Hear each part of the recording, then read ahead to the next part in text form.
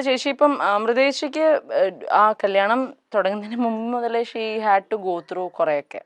ആദ്യ കല്യാണം കഴിഞ്ഞ് ഇമ്മീഡിയറ്റ്ലി അപ്പം മുതൽ ഒരു പ്രശ്നങ്ങൾ പയ്യാണ് തുടങ്ങാന്ന് നമ്മൾ ജനറലി പറഞ്ഞൊക്കെ കേട്ടിട്ടുണ്ടല്ലോ കല്യാണത്തിൽ. പക്ഷെ അങ്ങനെയായിരുന്നു ചേച്ചിക്ക് തുടക്കം മുതലേ. ചേച്ചി ഭയങ്കര അട്രോസിറ്റീസിലൂടെയാണ് ഭയങ്കര പീഡനങ്ങളിലൂടെയാണ് പുള്ളിക്കാരി കടന്നുകൊണ്ടുപോയത്. പക്ഷെ പുള്ളിക്കാരി എടുത്തൊരു ഡെസിഷൻ ആയതുകൊണ്ട് ആള് മാക്സിമം അത് ഡ്രാഗ് ചെയ്ത് അവിടെ. കാരണം ഞങ്ങളെ വീട്ടില് ഞങ്ങൾ അത്ര, ഞാൻ പറഞ്ഞല്ലോ, ഞങ്ങൾ ആശ്രമത്തിലൊക്കെ പോകുന്ന ആൾക്കാരായിരുന്നു. ഈ ഇപ്പൊ കാണുന്ന ഞങ്ങളുടെ പെർസോണ അല്ല നേരത്തെ അമൃത വിദ്യാലയത്തിൽ പഠിക്കുന്ന 2 കുട്ടികൾ. ഇപ്പം ഞങ്ങൾക്ക് ഇങ്ങനെ, കാരണം ഞങ്ങൾ ചൂസ് ചെയ്ത പ്രൊഫഷൻ ഇതാണ്. ഞങ്ങൾക്ക് പഴയ പോലെ ചന്ദനം ഇട്ട് നടക്കാൻ പറ്റത്തില്ല.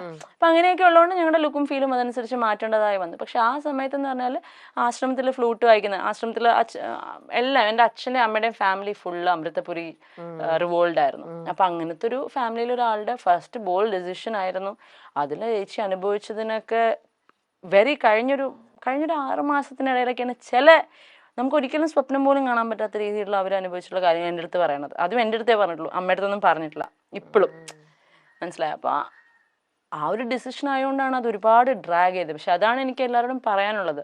നമുക്കൊരു സ്ഥലത്ത് പറ്റുന്നില്ല എന്ന് കണ്ട ആ സമയത്ത് ചിലപ്പോൾ എല്ലാവരും നമ്മുടെ അഗേൻസ്റ്റ് നിൽക്കുമായിരിക്കും. പക്ഷെ നമുക്ക് നമ്മുടെ കയ്യിൽ നിന്ന് കാര്യങ്ങൾ പോകുന്നതിന് മുമ്പ് അവിടെ നിന്ന് വിടുക. അല്ലാന്നുണ്ടെങ്കിൽ ഒരുപാട് കഴിയുമ്പോൾ നമുക്കത് ആർക്കും പറഞ്ഞ് കൺവിൻസ് ചെയ്യാൻ പറ്റില്ല, കേൾക്കേണ്ടി വരും. That's all. So what you said is like pretty right. അമൃതേച്ചിക്ക് ആ ഒരു ഇതുണ്ടായിരുന്നു. പക്ഷെ പിന്നെ ഞങ്ങളുടെ അച്ഛനും അമ്മയും ഭയങ്കര പാവ ആൾക്കാരായിരുന്നു. അപ്പം അവർ പറയും കുഴപ്പമില്ല, ഞങ്ങൾക്ക് അറിയാലോ ഞങ്ങളുടെ മോൾക്ക് ഇങ്ങനെ തെറ്റ് പറ്റാനുള്ള, ഞങ്ങൾ എങ്ങനെ വളർത്തിയോണ്ടായി. ഇപ്പൊ നിന്നെ ഞങ്ങൾ വേറെ കുറച്ചൊരു ബോൾഡൊക്കെ ആക്കി വളർത്തിയായിരുന്നു, നിനക്കിതൊന്നും പറ്റില്ലായിരുന്നു. നിന്നീ ഒരു പാവമായി പോയതുകൊണ്ടാണ് നിനക്കത് അനുഭവിക്കേണ്ട വന്നേന്നുള്ളത് പറയുന്നതാണ് ചേച്ചിയുടെ strength. So we are lucky that way. അല്ലെങ്കിലും അന്നത്തെ ഒരു ഏജില് അമൃതയ്ക്കും എത്ര മെച്യൂരിറ്റി ഉണ്ട്, വളരെ യങ് അല്ലേ. അപ്പോഴും നമ്മൾ ലൈഫിനെ എപ്പോഴും പോസിറ്റീവായിട്ടേ കാണൂ. ആരും നമുക്ക് ചീത്ത വരും എന്ന് എത്ര പാരന്റ്സ് കുറേയും കൂടെ എക്സ്പീരിയൻസ് വെച്ചിട്ടും അവരുടെ ഒരു മെച്യൂരിറ്റി ലെവലിൽ അവർ പറഞ്ഞാലും ആ ഒരു ഏജിൽ ഒരു ലേഡി ഒരിക്കലും എന്റെ ലൈഫിൽ ദേ ഇങ്ങനെ വരാൻ പോണൂന്ന് വിചാരിക്കുന്നതേ ഇല്ല. എനിക്ക് നല്ലതായിരിക്കും വരുന്നത്, ഒരു ട്രൂ ലവ് ആണ്, എന്റെ ലൈഫ് നല്ല രീതിയിൽ ടേക്ക് ഓഫ് ചെയ്യും ഇതാണെന്ന് വിചാരിക്കും. അങ്ങനെ വിചാരിച്ചിട്ട് അതിലേക്ക് സ്റ്റെപ്പ് ഓൺ ചെയ്യാണ്. പക്ഷേ അതവിടുന്ന് തെറ്റിപ്പോയി. അങ്ങനെ പറഞ്ഞ പോട്ട് എന്റെ സ്റ്റോറിയിലെ വില്ലൻ ചിലപ്പോ മറ്റൊരാൾക്ക് വില്ലൻ ആയിരിക്കണം എന്നില്ല കേട്ടോ.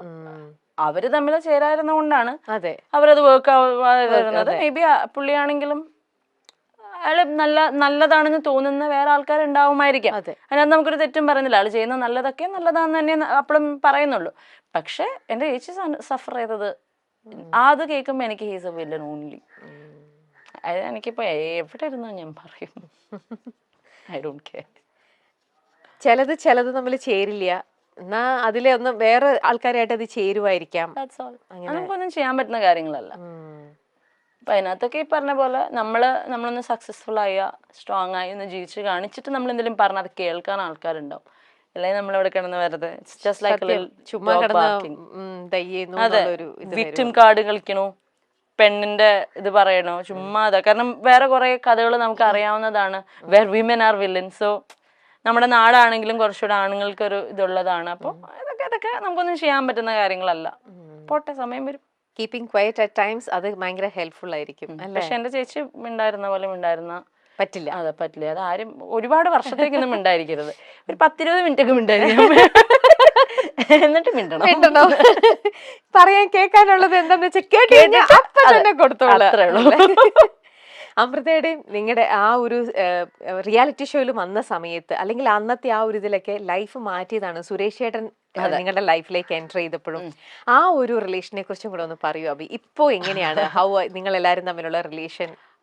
ആ ഒരു ഇത് പറയാനാണെങ്കിൽ ഇപ്പൊ സുരേഷ് അങ്കിളായിട്ടുള്ള നമ്മുടെ ഇതുവരെയും ഭയങ്കരമായിട്ട് സൈബർ ബുള്ളീഡ് ആയിട്ടുള്ള, അഗൈൻ ഈ പറഞ്ഞ പോലെ ഒരു 10 കമന്റുകളിൽ ഈ ഒരു സാധനം വരുമ്പോഴാണ് പയ്യ ആൾക്കാർ ഇത് അങ്ങനെ ആയിരുന്നല്ലോ എന്ന് ബാക്കി കമന്റ് ചെയ്യുക. അപ്പൊ സുരേഷ് അങ്കിളുടെ സീൻ എങ്ങനെയായിരുന്നു വെച്ചാൽ, സ്റ്റാർസിംഗിൾ ചേച്ചിയുടെ ഫസ്റ്റ് റൗണ്ടിൽ തന്നെ മൗനമേ എന്ന് പറയുന്ന പാട്ട് പാടിയ റൗണ്ടിൽ ചേച്ചി ഒരു പട്ടുപാടയും ബ്ലൗസ് ആയിരുന്നു. അപ്പൊ ചേച്ചി പാട്ടിനും പെർഫോമൻസിനും നമ്മൾ ഇട്ടിരിക്കുന്ന കോസ്റ്റ്യൂമിനും ഒക്കെ ആയിരുന്നു മാർക്ക്.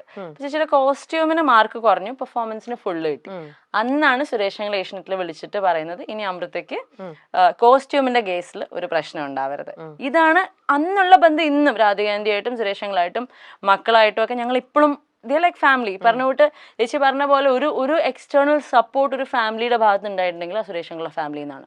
എൻറ്റയർ സ്റ്റാർ സിംഗറിലൂടെയാണ് അമൃത ആദ്യത്തെ ചുവടുവയ്പ് നടത്തുന്നത്.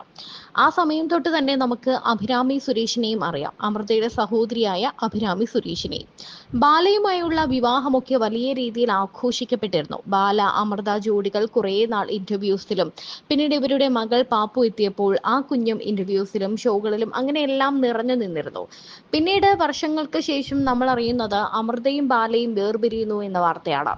അന്ന് തുടങ്ങിയൊരു സൈബർ അറ്റാക്ക് നേരിടാൻ തുടങ്ങിയതാണ് അമൃത സുരേഷും ആ കുടുംബവും. മകളെ കാണിക്കുന്നില്ല, മകളെ മറച്ചു വെക്കുന്നു, മകളെ അച്ഛന് കൊടുക്കുന്നില്ല. അമൃത സുരേഷ് സ്വർണങ്ങളും സ്വത്തും, പാപ്പുവിന് ബാല 70 കോടിയോളം രൂപ കൊടുത്തു, ഇതെല്ലാം വെച്ച് ജീവിതം ആഘോഷിക്കുകയാണ് തുടങ്ങിയ നിരവധി വിമർശനങ്ങൾ. അമൃതയുടെയും അഭിരാമിയുടെയും ഒക്കെ പോസ്റ്റിന് കീഴിലൊക്കെ നോക്കിയാൽ എന്നും വിമർശനങ്ങൾ മാത്രമേ നമുക്ക് കാണാൻ പറ്റുമായിരുന്നുള്ളൂ. ഒരു വട്ടം എൻ്റെ അമ്മയൊക്കെ പറയും, ഒരു വട്ടം കള്ളനെ പിടിച്ചു കഴിഞ്ഞാൽ പിന്നെ എന്നും നീ കള്ളനാണ്. ആ കള്ളൻ എന്നുള്ള പേര് ഒരിക്കൽ വന്നു കഴിഞ്ഞാൽ പിന്നെ എത്ര നല്ല രീതിയിൽ ജീവിച്ചാലും അവൻ കള്ളനാന്നുള്ള പേര് വന്നോണ്ടേയിരിക്കും. അത് കട്ടോന്ന് മാറ്റർ അല്ല, ആ കട്ടിട്ടുണ്ടെങ്കിൽ കക്കാനുള്ള റീസൺ മാറ്റർ അല്ല, ഇതൊന്നും മാറ്റർ അല്ല. ആ പേര് വീണോ യു ആർ ഡൺ. എസ്പെഷ്യലി കള്ളൻ എന്നുള്ളതിന്റെ നമുക്ക് അതിന്റെ ഒരു ജെൻഡറും കൂടെ മാറ്റിയ കള്ളിയാണെങ്കിൽ യു ആർ ഡൺ. ഒരു പെണ്ണിനാണ് ഇത് പറ്റുന്നുണ്ടെങ്കിൽ, കാരണം അതിനകത്ത് ഇപ്പം നമുക്ക് ഈ പറഞ്ഞ പോലെ നമുക്ക് മാറ്റാൻ പറ്റുന്നതായിട്ടുള്ള കാര്യങ്ങളല്ല. ഇതൊരു പാട്രിയാർക്കൽ സൊസൈറ്റിയാണ്, ഇവിടെ ഇങ്ങനെയാണ്. നമ്മുടെ കേരളം അല്ലെങ്കിൽ ഇന്ത്യ കുറെ കൂടെ ഒരു മെയിൽ ഡോമിനൻസ് ഉള്ള സ്ഥലമാണ്. അപ്പം നമുക്കതിനെ വേണമെങ്കിൽ അറിഞ്ഞ് നമ്മുടേതായ ഒരു വഴി വെട്ടി വരാം, അല്ലാന്നുണ്ടെങ്കിൽ അതിനെ പൂർണ്ണമായിട്ടും അഗേൻസ്റ്റ് ആയി നിൽക്കുക, അല്ലെങ്കിൽ മനസ്സിലാക്കി നിൽക്കുക. അപ്പം നമ്മുടെ എവിടെയെന്ന് പറഞ്ഞാൽ being A woman, self earn ചെയ്ത് സെൽഫ് ഡിപ്പെൻഡൻ്റ് ആയി നിൽക്കുന്ന ഒരു പെണ്ണിന് ഇങ്ങനത്തെ ഒരു ടാഗൊക്കെ കിട്ടിക്കഴിഞ്ഞ് കഴിഞ്ഞാൽ അതിനകത്ത് നിന്ന് വരാനൊക്കെ ഭയങ്കര ബുദ്ധിമുട്ടാണ്. അതിനുവേണ്ടി അത്രയൊന്നും നമുക്ക് എഫേർട്ട് എടുക്കാൻ പറ്റില്ല, ബിക്കോസ് നമ്മുടെ ലൈഫ് വെച്ചിട്ട് നമ്മൾ കളിക്കേണ്ടി വരും. അത് വെരി ട്രൂ. ആ ഒരു പേര് വീണ് കഴിഞ്ഞു കഴിഞ്ഞാൽ പിന്നെ അത് മാറ്റിയെടുക്കാൻ വർഷങ്ങളെടുക്കും. ഒന്ന് വരാൻ ഒരു സെക്കൻഡ് മതി, അതൊന്ന് മാറ്റി അതൊന്ന് ഹീൽ ചെയ്ത് എടുക്കണമെങ്കിലാണ് അതിന്റെ മുകളിൽ എത്ര ഡേയ്സ് എത്ര ഇയേഴ്സ് വേണം അല്ലേ. അതിനകത്ത് പക്ഷെ ആർക്കും ഒരു പ്രശ്നമില്ലെന്നേ. ഒരാളുടെ വീഴ്ച അല്ലെങ്കിൽ ഒരാളുടെ പെയിനിനാണ് നമ്മൾ ഈ മോക്ക് ചെയ്യുന്നത്. എന്തായി ഇപ്പോന്നൊക്കെയുള്ളൊരു ടോണ് അങ്ങനെയൊക്കെ പറയുന്നെങ്കിൽ അത് അങ്ങനെ പറയാനും വേണം ഒരു പ്രത്യേക ഒരിത്. എന്തൊക്കെ ആയിരുന്നു എന്നൊക്കെ ചോദിക്കുമ്പം എടാ നമ്മളിവിടെ ആകെ വീണിരിക്കുള്ളൂ, സ്റ്റോപ്പ് എന്ന് നമുക്ക് അവിടെ പറയാനുള്ളൊരു ഓപ്ഷൻ. നേരിട്ടാണെങ്കിൽ നമുക്കത് പറയാം, പക്ഷെ അതും നിങ്ങൾ എന്താണ് സിറ്റുവേഷന്റെ ഡെപ്ത് മനസ്സിലാക്കുന്നില്ല, അവിടുത്തെ റിയാലിറ്റി മനസ്സിലാക്കുന്നില്ല, നിങ്ങൾ എന്ത് ചെയ്തു എന്ന് മനസ്സിലാക്കുന്നില്ല. ജസ്റ്റ് റാൻഡംലി ഇങ്ങനെ പോവാ, ഒന്ന് കൊടുത്തേക്കാം, കമന്റ് ചെയ്യുന്നു, പോണു. എന്താണെന്നൊന്നും അവിടെ അല്ലേ റിയാലിറ്റി മനസ്സിലാക്കാണ്ടാണ് പലരും കമന്റ് ചെയ്യണതും ഈ പറയണ പോലെ അറ്റാക്കിങ് ഒക്കെ. പിന്നെ ഞാൻ പറഞ്ഞില്ലേ ചേച്ചി, ഓരോ ആൾക്കാർക്ക് ഓരോ ലുക്ക് ഉണ്ട്, ഒരു വൈബ് ഉണ്ട്. ചിലർക്കൊക്കെ പറഞ്ഞോട്ട് ഭയങ്കര കള്ളന്മാരാണെങ്കിലും അവർക്ക് ഭയങ്കര പാവം ലുക്കായിരിക്കും. ഇനിയിപ്പോൾ അവരൊന്നും എക്സ്പ്ലെയിൻ ചെയ്തില്ലെങ്കിലും കുഴപ്പമൊന്നുമില്ല. പാവം കണ്ടാത്തന്നെ എങ്ങനെ അറിയാനാണ്? How can we judge a book by its cover? ഒരാളുടെ ലുക്കല്ല അയാൾ എന്താന്ന് ഇത് ചെയ്യുന്നത്. അപ്പം ഞങ്ങൾക്ക് ഇപ്പം എനിക്കൊക്കെ സ്പെഷ്യലി ഞാൻ മറ്റേ പട്ടിഷോ ജാട അഹങ്കാരി ഇതാണ്. എൻ്റെ അടുത്തൊരു ഇച്ചിരി നേരം സംസാരിച്ചിട്ട് തന്നെ അങ്ങനെ ജഡ്ജ് ചെയ്താൽ കുഴപ്പമൊന്നുമില്ല. അപ്പം ഞങ്ങളുടെ ഭാഗ്യത്തിന് എൻ്റെ ചേച്ചി പണ്ടൊക്കെ ഭയങ്കര സ്റ്റാർസിങ്ങിൻ്റെ സമയത്തൊക്കെ ഭയങ്കര വേറൊരു പേഴ്സോണ ആയിരുന്നു. പക്ഷെ അവരുടെ ലൈഫ് ആണ് അവർ ഇത്രയും ബോൾഡ് ആക്കി ഇത്രയും സ്ട്രോങ് ആക്കി എന്നുള്ളത് എത്രത്തോളമൊക്കെ നമുക്ക് കൺവിൻസ് ചെയ്യാൻ പറ്റും, പറയാൻ പറ്റും, പക്ഷെ കൺവിൻസ് ചെയ്യാൻ പറ്റില്ല. അപ്പം ഞങ്ങളുടെ ഇപ്പോഴത്തെ ഒരു ലുക്കും വൈബും വെച്ച് അഹങ്കാരികളാണ്. ഒരു രക്ഷയില്ല, അവരുടെ കയ്യിലിരിപ്പിന്റെ അവർക്ക് കിട്ടണം അല്ലേ. നമ്മളിപ്പോ ഇങ്ങനെ അതെ പോന്നോട്ടെ, അത്ര ഒന്നും ചെയ്യാനില്ല അതിനകത്ത്.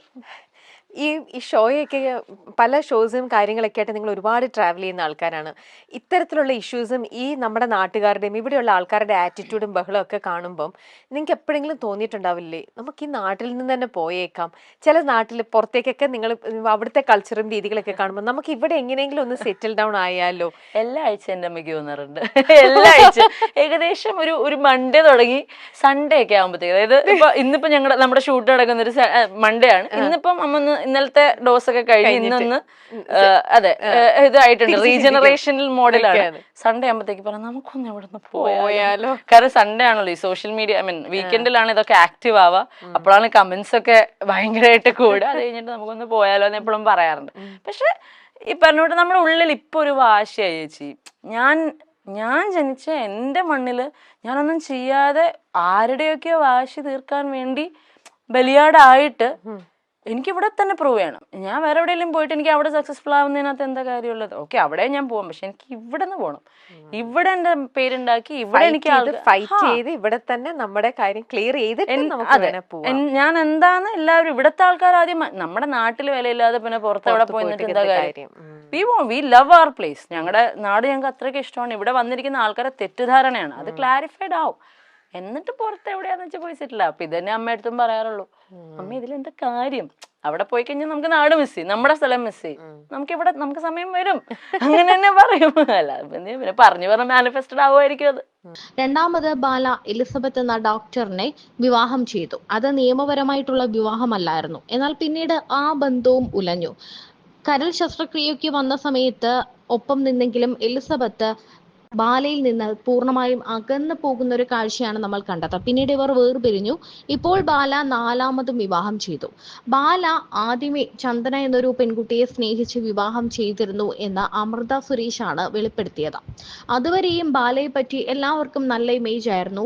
ബാല പല കണ്ടന്റുകളും ഫേക്കായി അമൃതയ്ക്കും കുടുംബത്തിനും എതിരെ ഉപയോഗിച്ചതായും പുറത്തു വന്നിരുന്നു.